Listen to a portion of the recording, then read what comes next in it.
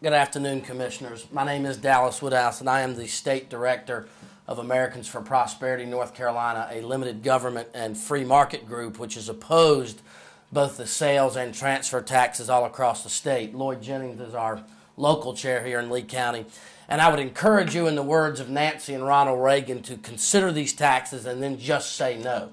There's a reason that 28 of 34 of these tax increases were voted down in wide margins by the public across North Carolina, and that is people from all across North Carolina, in all parts of the states, the far east, the far west, the Piedmont, do not feel like they are undertaxed. They feel like the tax burden is high enough. And two things I would like to point out that are very important in this debate.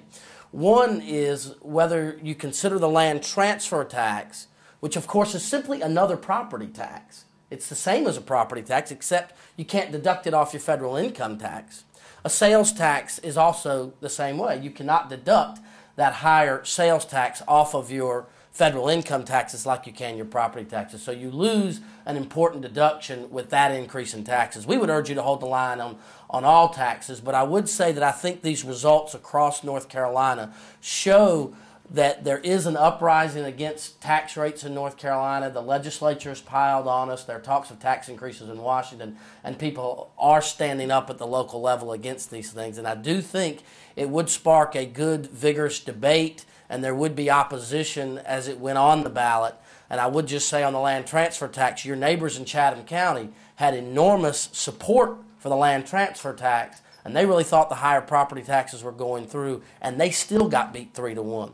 So I would encourage you to think about this proposal closely and think about leaving the authority to put these taxes on the ballot, on the table, and maybe take the advantage of the opportunity to look across the state and learn the lessons that we can from other jurisdictions that overwhelmingly said no to higher taxes in November. Thank you very much for your time. Thank you, Mr. Woodhouse. Terry Clark.